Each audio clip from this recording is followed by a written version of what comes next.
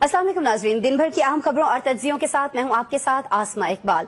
नाज़रीन, peoples party के नौजवान चेयरमैन बिलावल भुट्टो जरदारी अपने कांधों पर एक अहम सिफारती मिशन की जिम्मेदारी लिए अमेरिका पहुंच चुके हैं, जहां कल से वो अपने सरकारी दौरे का बाकायदा आगाज करेंगे और 2 जून से अमेरिकी हुकाम से बाज़ाबिता मुलाकातें शुरू कर देंगे। इस दौरे के दौरान पाकिस्तानी वफ्द की अक़वाम मुत्तहिदा के सेक्रेटरी जनरल एंटोनियो गुतेरेस और अक़वाम मुत्तहिदा की जनरल असेंबली के सदर से भी मुलाकातें हो रही होंगी। पाकिस्तान डिप्लोमेटिक कोर का ये वफ्द यूरोप का भी दौरा करेगा, जहां यूरोपीय हुकाम, पॉलिसी साजों और थिंक टैंक से उनकी अहम मुलाकातें होने के हवाले से भी बताया जा रहा है, जहां वो गुज़िश्ता दिनों भारतीय जारहियत, यकतरफा तौर पर सिमतास मुआहदे की मुअत्तली और भारतीय वज़ीर आज़म की जानिब से मुसलसल धमकी आमेज बयानात पर पाकिस्तान के मौक़िफ़ को सामने रखेंगे। उनके इस दौरे से पहले नाज़रीन, भारतीय वफ्द ने अमेरिका पहुंचकर अपना जादू जगाने की खूब कोशिश की, लेकिन बात नहीं बनी। वो पाकिस्तान के खिलाफ कोई एक बयान मीडिया तक नहीं पहुंचवा सके, बल्कि इस बार तो उन्हें उनके अमरीकी हममनसब के बजाय नायब सेक्रेटरी ने मुलाकात का वक्त दिया। इस नाकामी पर वफ्द में शामिल कांग्रेस की सीनियर रुकने पार्लियामेंट और उमूर खारिजा कमेटी के चेयरमैन शशि थरूर ने मजीद गजब यूं उठाया कि उन्होंने अमरीकी सदर डोनाल्ड ट्रंप का नाम लिए बगैर उन्हें नाअहल करार दे दिया। उनका कहना यह था कि मौजूदा अमरीकी सदर में वो खूबियां नहीं, यानी अंगूरों तक पहुंच नहीं हुई, अंगूर खट गए। ऐसे में बिलावल भुट्टो जरदारी किस तरह से पाकिस्तान का मुकदमा पेश करेंगे, मुल्क पर जारहियत की भयानक गलती पर अपना मौक़िफ़ कैसे मजबूत बनाते हैं, ये उनका भी इम्तिहान है।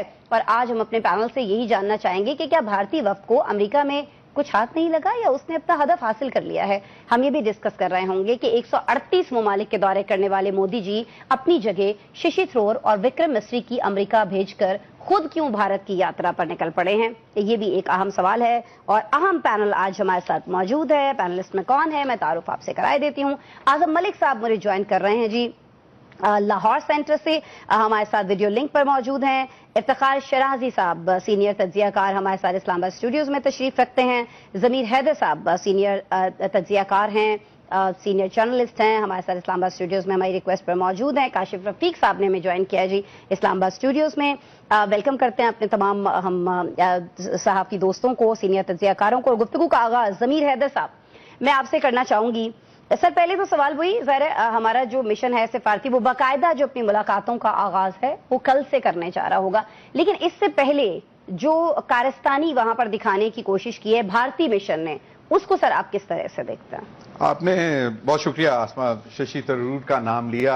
जी जी, वो एक्चुअली अपने आप को चार्म बॉय समझते हैं, कि वो समझते हैं कि वो ब्रिटिश एक्सेंट में अंग्रेजी बोल के अपना चार्म से खेलेंगे और लोगों को कायल कर लेंगे। लेकिन ये कोई बॉलीवुड का सेट तो था नहीं, बिल्कुल, और ना कोई मूवी थी। तो और डिप्लोमेसी बहुत फ्रेजाइल चीज होती है, इसमें आपको एक एक लफ्ज बहुत सोच समझ के तोल कर बात करनी होती है। और शशि थरूर जो कि बहुत पढ़ा लिखा सब आदमी समझा जाता है और बड़े लेक्चर्स देता है दुनिया में जाके, और स्पेशली ब्रिटिश एक्सेंट में, और वो अपना जो है वो बहुत ज्यादा अपने आप को बहुत समझते भी बहुत ज्यादा है, बहुत ओवर कॉन्फिडेंट है। लेकिन डिप्लोमेसी में ओवर कॉन्फिडेंस से ज्यादा आपको तहम्मुल मिजाज होना पड़ता है। आपको पहले समझनी पड़ती है कि जहां आप जा रहे हो उनका ग्राउंड क्या है, उनकी पिच क्या है, जिस पे आपने जाके खेलना है। तो शशि थरूर मेरे ख्याल में वो समझ रहे थे कि जी इंडिया बहुत बड़ी डेमोक्रेसी, बहुत बड़ा मुल्क, बहुत बड़ी मार्केट, कंज्यूमर मार्केट, और अमेरिकन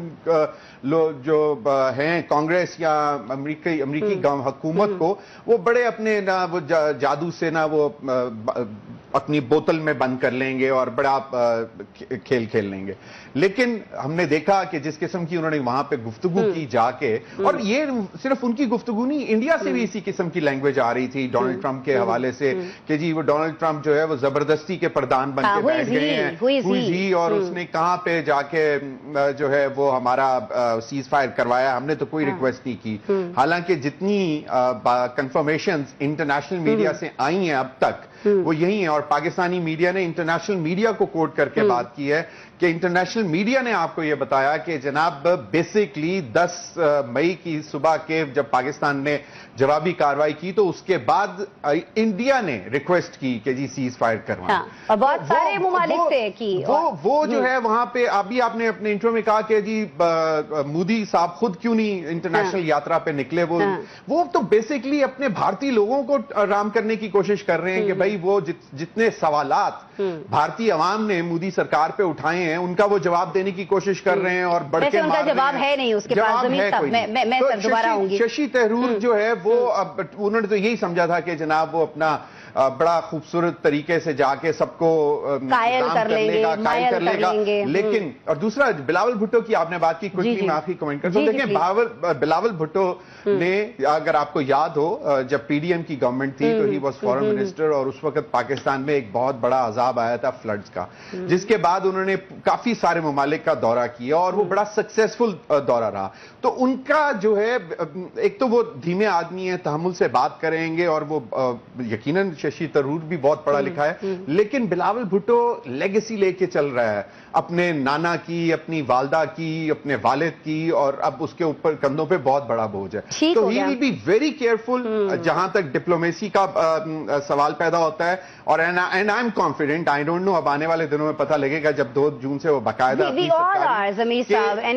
کوئی نہ کوئی کامیابی وہ لے کر آئیں گے. وہ یقیناً جو ہے نا وہ بہت ہی بہتر طریقے سے پاکستان کا مقدمہ پیش کریں گے. ٹھیک ہے جی, بہتر انداز میں پاکستان کا مقدمہ پیش کریں گے, یہ آپ سمجھتے ہیں.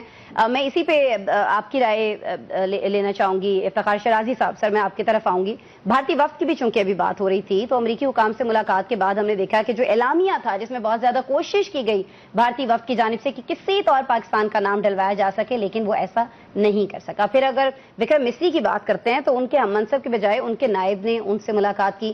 تو آپ ذرا ہمیں کچھ سمجھا دیجیے گا, آپ سینئر جرنلسٹ ہیں, سینئر صحافی ہیں, کہ سفارتی زبان میں یہ جو میزبانی ان کی گئی ہے اس کو سر کیا نام دیں ہم؟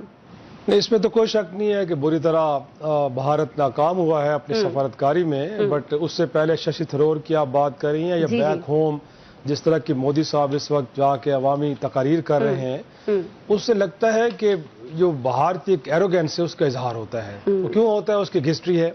آپ کو معلوم ہے کہ جب بھی ہندوستان اس طرح کے کرائسس کا شکار ہوا ہے, 1999 میں کارگل ہو, آپ کو یاد ہوگا اس وقت وجہ یہ کہ ہندوستان چل کے جاتا واشنگٹن, ہمارے پرائم منسٹر کو جانا پڑا, اور ان کی ٹرمز کے اوپر ہم نے چیزوں کو ڈی ایسکیلیٹ کیا.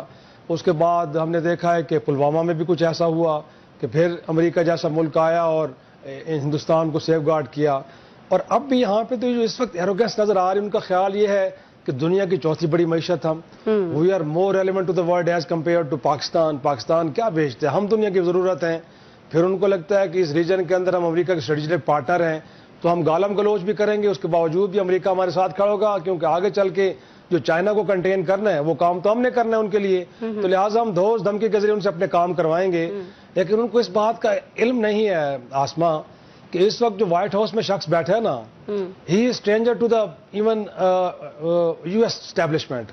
یہ امریکی اسٹیبلشمنٹ کا آدمی نہیں ہے بھائی میرے. ڈونلڈ ٹرمپ صاحب اسٹرینجر ہیں. آپ کو ایڈ کرنا چاہوں گی, ششی تھرور نے اپنے ایک انٹرویو میں یہ بھی بولا کہ جو پہلے سابقہ صدور رہے ہیں امریکہ کے ڈونلڈ ٹرمپ, ان سے صلاحیتوں میں بہت ہی زیادہ کم ہیں.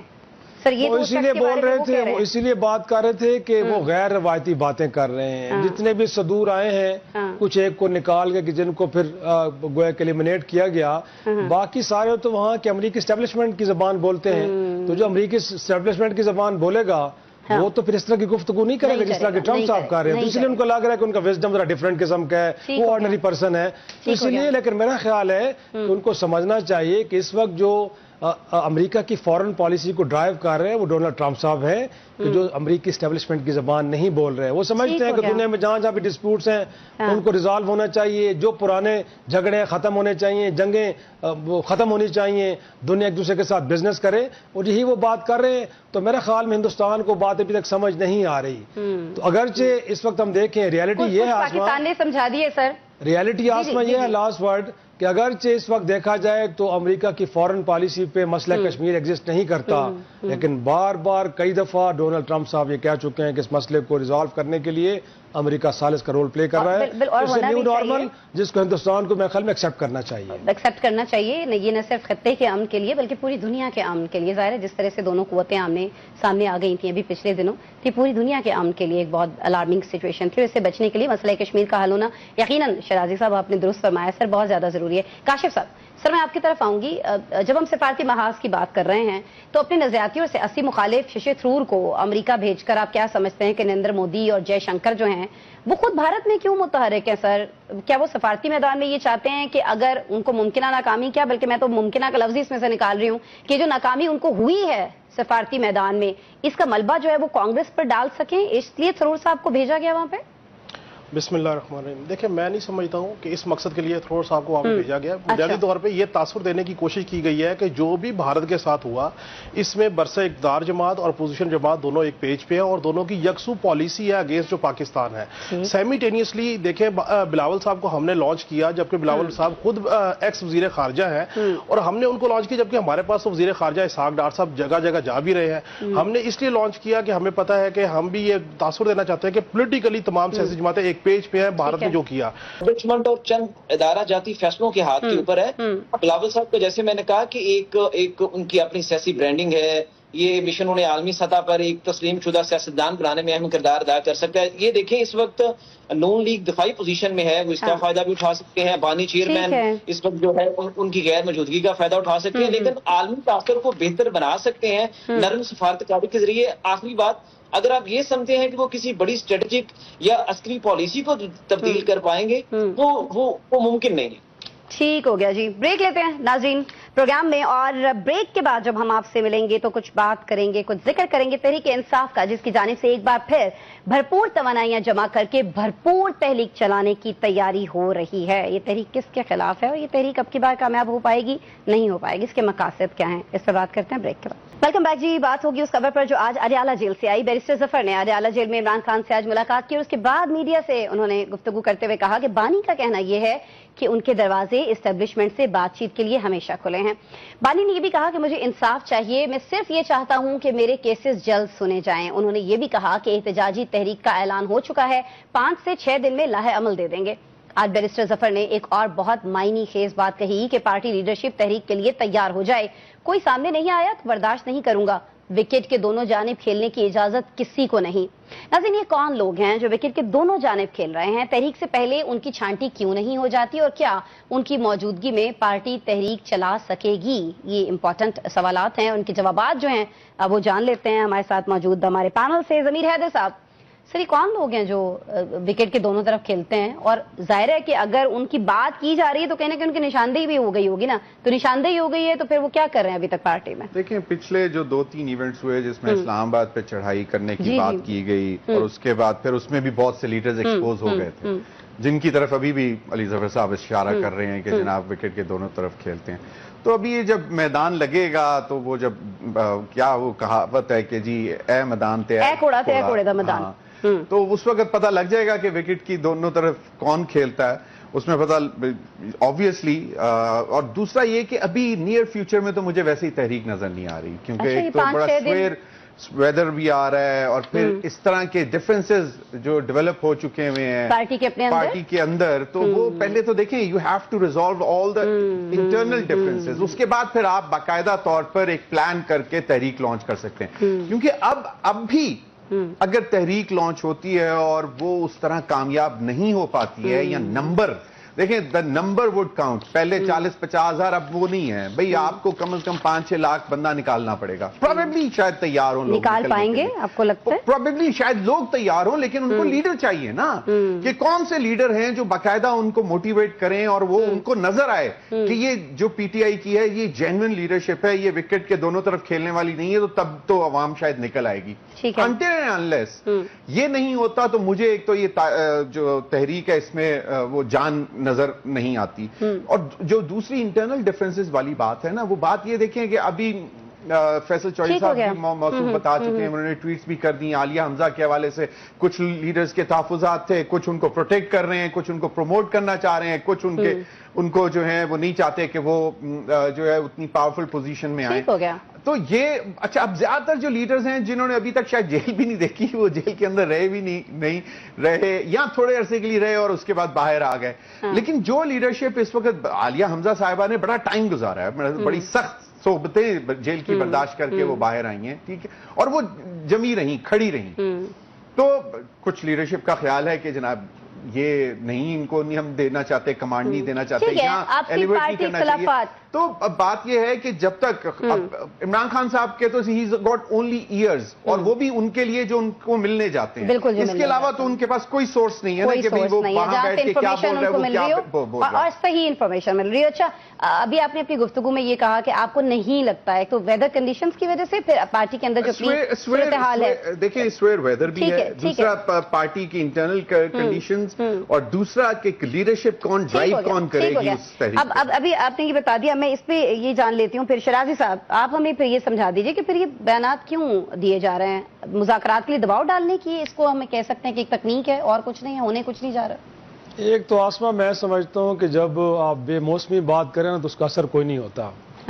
اس وقت مجھے آپ کوئی سمجھائے یہ بات پی ٹی آئی سے یا ایون یہاں بیٹھے بڑے اعلیٰ دماغ لوگ ہیں کہ اس وقت اسٹیبلشمنٹ کو کیا ضرورت پڑی ہے کہ وہ عمران خان کو انگیج کرے, ان سے گفتگو کرے, ان کے لیے کوئی غیر ضروری آسانیاں پیدا کرے.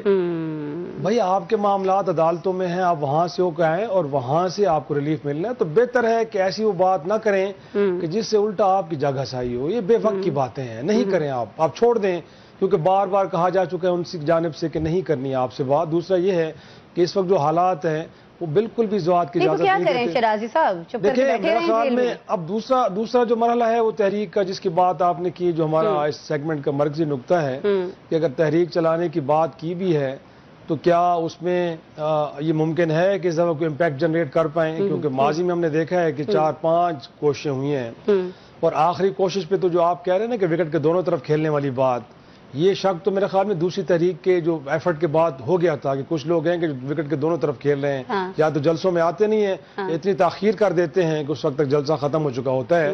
تو آخر پہ آپ نے اپنے گھر کے فرد کو, گویا کہ بشرا بیوی کو آپ نے لانچ کیا, لیکن اس تحریک کا بھی 26 نومبر کو جو کچھ ہوا آپ کے سامنے ہے.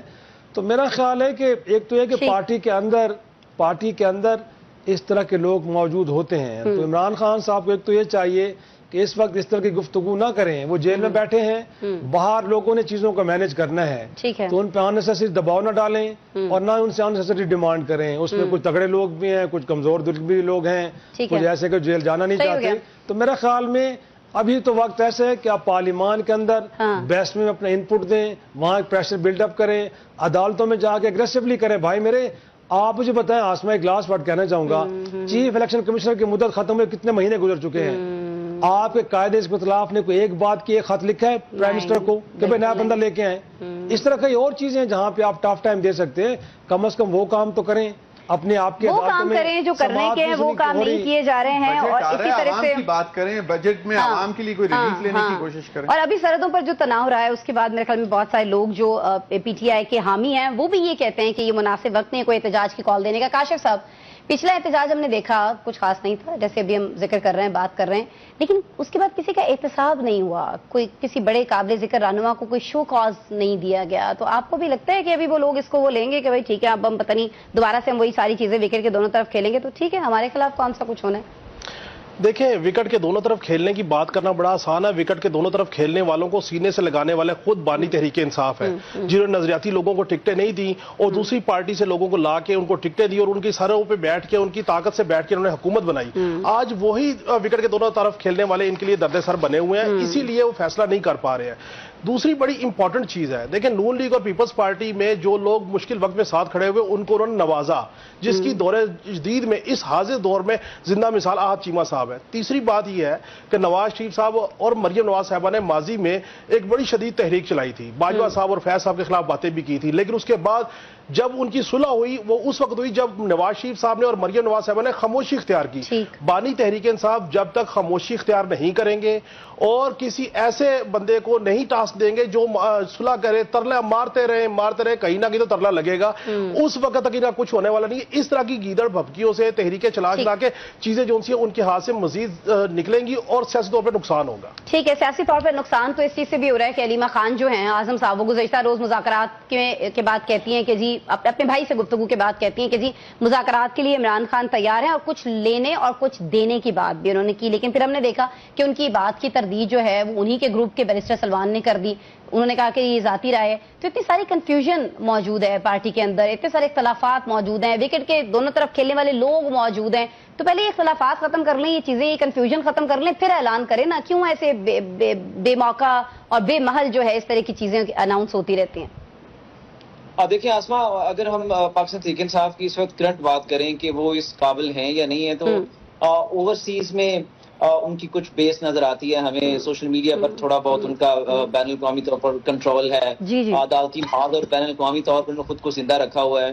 بانی چیئرمین نے قید میں رہتے ہوئے بھی اب وہ مرکزی محور ہیں. یہ پی ٹی آئی کی ایک بڑی قوت بھی ہے اور کمزوری بھی ہے. دیکھیں اس وقت اندرون ملک تنظیم مکمل طور پر مفلوج نظر آتی ہے. ذیلی سطح پر تنظیم بکھر چکی ہے، رہنما خاموش ہیں یا لا تعلق ہیں.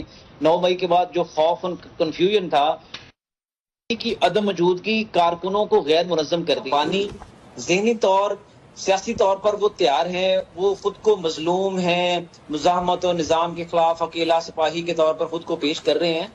لیکن اسٹیبلشمنٹ کا واضح پیغام ہے کہ بانی کے بغیر نظام چلے گا. ٹھیک ہے، عوام میں حمایت ہے، مگر اس کو پچھلے 1 سال میں وہ ایک دائرے میں نہیں لا سکے، اسے کوئی سمت نہیں دے سکے. اچھا دیکھیں، اگر ہم آخر میں اس کو اس طرح سے بیان کریں کہ فکری سطح پر جو جماعت ہے وہ فکری سطح پر ان کا ایک نظریہ ہے لیکن جماعت تیار نہیں ہے.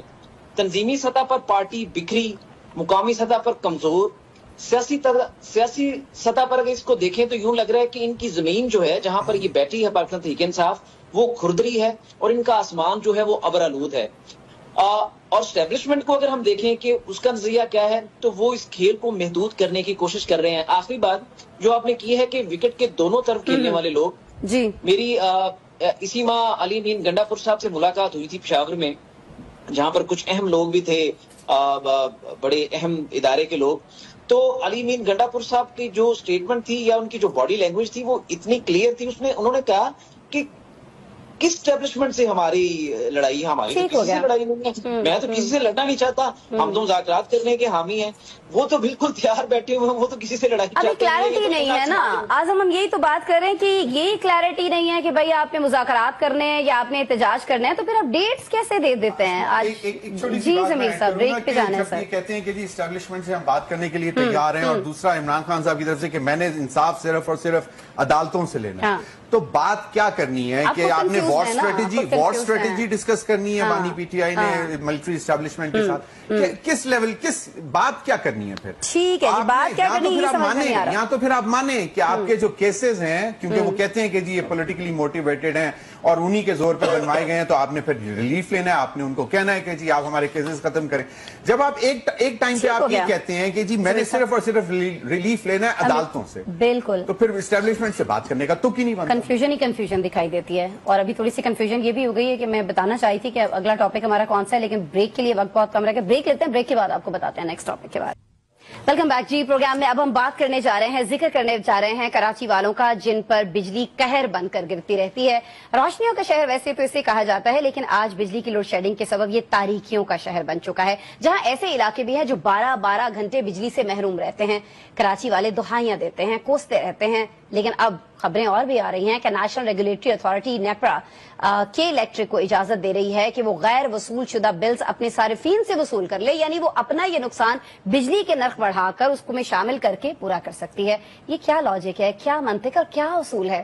سننے میں یہ بھی آ رہا ہے کہ اب حکومت جو ہے نیپرا کے اس فیصلے کو چیلنج کرنے جا رہی ہے. ہم کراچی کی تقریباً 2.5 کروڑ آبادی سے متعلق یہ اہم عوامی ایشو اپنے پینل کے سامنے رکھیں گے کہ نیپرا کو ہو کیا گیا ہے. یہ وہی نیپرا ہے نا ممبران سے اپنی تنخواہوں میں از خود 20 سے 22 لاکھ روپے کا اضافہ کر دیا تھا کہ ہم سے زیادہ مستحق کون ہے.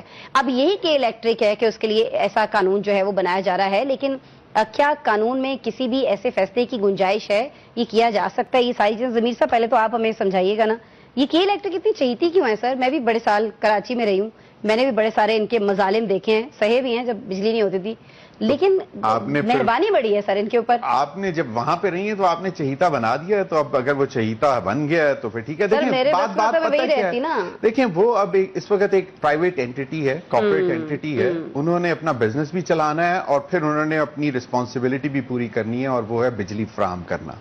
ٹھیک ہے, پہلے تو جو کراچی آدھا یا نہیں تو کم از کم 20 to 25% جو ہے وہاں پہ بجلی چوری ہوتی ہے, کنڈے بے تاشا لگے ہوتے ہیں. ٹھیک ہے, اب آپ بتائیں جو بجلی پرووائڈر ہے وہ ان لاسز کو کہاں سے پورا کرے گا؟ پھر ان کی چوری نہیں کرتے سر, سن لینا, ٹھیک ہے نا. پھر اس کے بعد انہوں نے بہت ہی ہائی ٹینشن کاپر وائرز منگوائی, جو کہ باقاعدہ کاپر وائرز چوری ہو گئی, اور پتہ نہیں کتنے اربوں روپے کا ان کو اس چیز کا بھی نقصان ہوا. ٹھیک ہے, تو بات یہ ہے کہ میں اس کی کوئی سائیڈ نہیں لے رہا. دیکھیں بات یہ پرائم ریسپانسبلٹی ہے کہ اس نے بجلی پرووائڈ کرنی ہے اور سستی بجلی پرووائڈ کرنی ہے.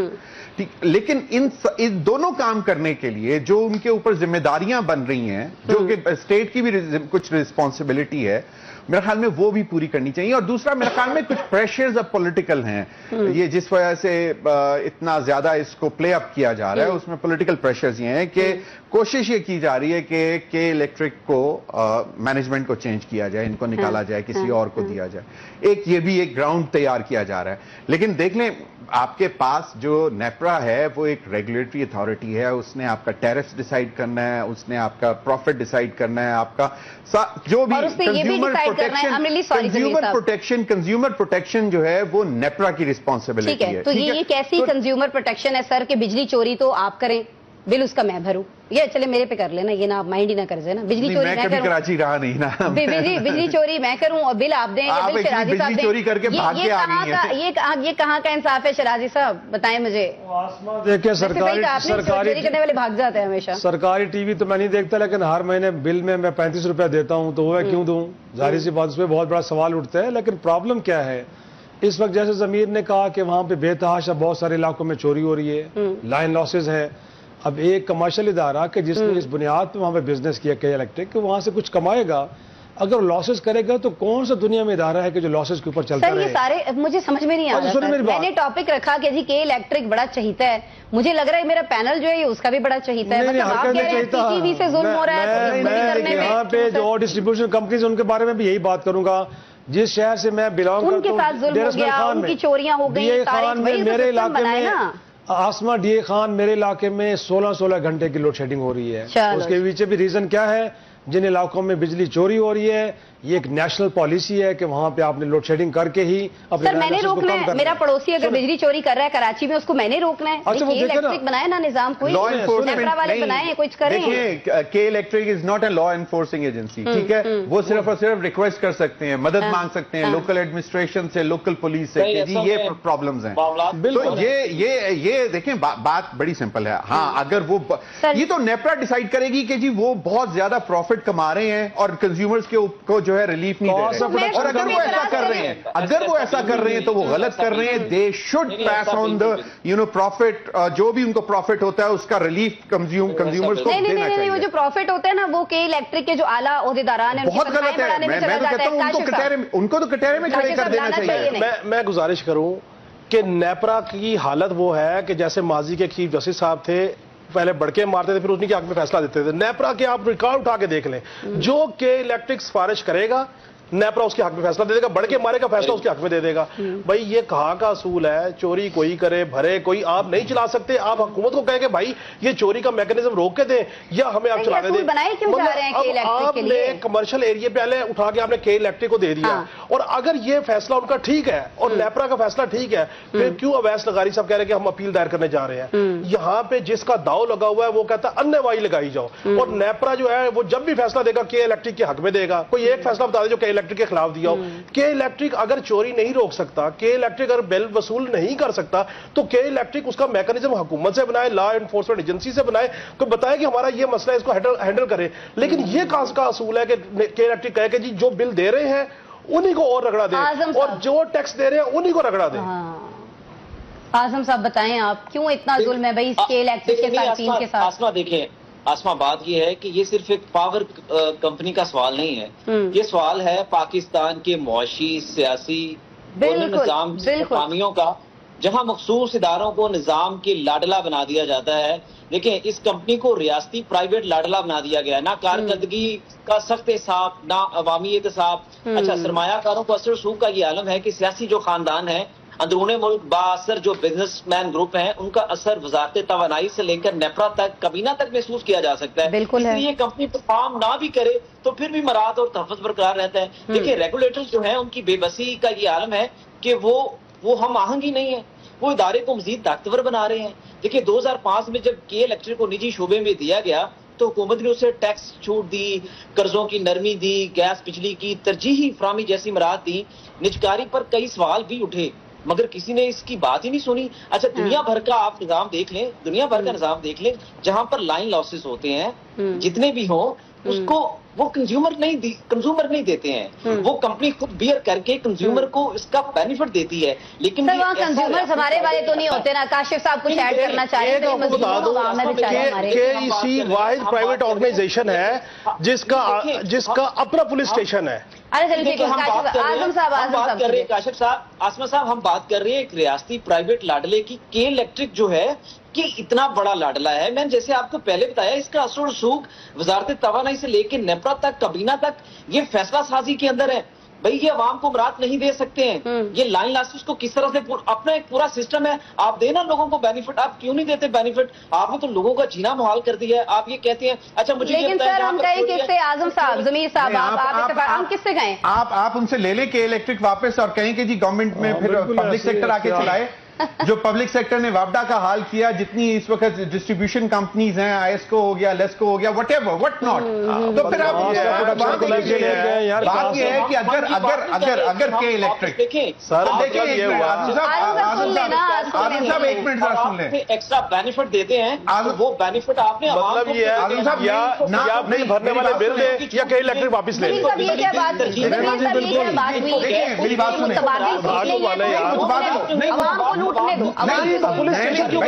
اگر عوام لٹ رہی ہے تو کے الیکٹرک ان کے سوری نیپرا جو ہے ان کے خلاف پروسیکیوٹ کرے. ان کو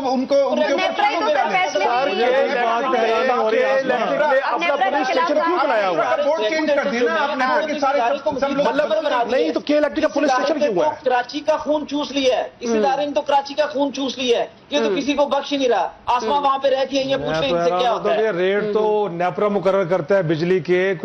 یہی ہے نیپرا ہر فیصلہ کے الیکٹرک کے حق میں دے رہا ہے سر. آپ ایسا تھوڑی ہے کہ وہاں پہ 35 روپے یونٹ ہے تو یہاں 15 مل رہا ہے. یہاں پہ بھی وہی ہے نا، تو نیپرا ہوا نا. پھر بالکل نیپرا لاڈلا ہوا اور نیپرا کا لاڈلا کے الیکٹرک ان کا تو اسی کا فیصلے آ رہے ہیں. سر میری بات سے ان کا پولیس اسٹیشن کیا کر رہا ہے؟ انہوں نے پولیس اسٹیشن کیوں بنایا ہوا ہے؟ آپ بتائیں نیپرا لاڈلا نہیں ہے کہ نیپرا اتنے غلط فیصلے کر رہا ہے، اتنی ساری فیورز دے رہا ہے کہ الیکٹرک کو، لیکن اس کے باوجود وہاں پر بیٹھے ہوئے لوگوں کو پوچھنے والا کوئی نہیں. آزم صاحب، آسما دیکھیں میں تو یہ بات کر رہا ہوں، میں نے اپنی بات شروع اس چیز سے کی ہے کہ اس ادارے کا جو اثر و رسوخ ہے، جو بااثر بزنس مین گروپ ہیں، ان کا اثر و رسوخ وزارت توانائی سے لے کر نیپرا سے لے کر کابینہ تک ہے. وہ فیصلہ سازی کے اندر، یعنی وہ پھر کیا کہتے ہیں ضمیر صاحب؟ پھر اسی نہ ہی سمجھیے، یعنی کچھ کیپیسٹی چارجز کے اوپر مجھے بتائیں. زبردستی کے الیکٹرک کو یہ بل میں اپنی چیزیں ڈال 30 سیکنڈ مجھے دے دیں. وہ ڈال بھی نہیں سکتے. یہ تو جاتی ان کے ساتھ آپ کر رہے ہیں. 30 سیکنڈ مجھے دیں بھائی. اب وہ اپنا فیول سے اپنا امپورٹ کر کے اپنی بجلی جو پیدا کرتے ہیں، مجھے بتائیں اس پہ آپ گورنمنٹ کو کیوں دے رہے پی ڈی ایف؟ اس ملک میں بہت سارے پاور جنریشن پلانٹس ہیں کہ جو ایک دن بھی نہیں چلتے، بٹ کیپیسٹی کی مد میں آپ سے اربوں ڈالر لے کے جاتے ہیں. بھائی میرے پکڑنا ہے تو ان کو پکڑیں. وہ جو خون سے نچوڑ رہے ہیں وہ نچوڑ رہے ہیں کہ جو چلتے نہیں ہیں بٹ پیسے ہم سے لے رہے ہیں. ریاست پاکستان تو وہاں پہ بے بس ہے. یہ تو پروڈیوس کر کے دے تو رہے ہیں. نیپرا بھی خون نہیں چھوڑ رہا ہے، اور جن کی طرف ہم دیکھتے ہیں کہ یہ اسمبلیوں میں بیٹھیں گی، ہمارا کچھ کریں گے، وہ بھی ہمارا خون نہیں چھوڑتے ہیں. بھائی 1 لاکھ روپے سے 10 لاکھ روپے ان کی تنخواہ ہو جاتی ہے، اچانک سے بڑھ جاتی ہے. انہوں نے ہمارا سوچا، انہوں نے کیا سوچنا ہے؟ فری یونٹس بھی ملتے ہیں، باقی مراحت بھی ملتی ہیں. اور تحفظ برقرار ہے ان کا. یہ کمپنی پرفارم نہ بھی کرے تو ان کی مراعات اور ان کا تحفظ. 15 سیکنڈ ہے کلوزنگ کے لیے. اعظم ملک صاحب بہت شکریہ، افتخار شرازی صاحب، ضمیر حیدر صاحب اور کاشف رفیق صاحب، آپ لوگ موجود رہے. آپ کا شکریہ. ناظرین آپ نے پروگرام دیکھا. منڈے کو پیر کے روز آپ سے دوبارہ ملاقات ہوگی 7:03 پہ. نیوز 1 کے ساتھ رہیے.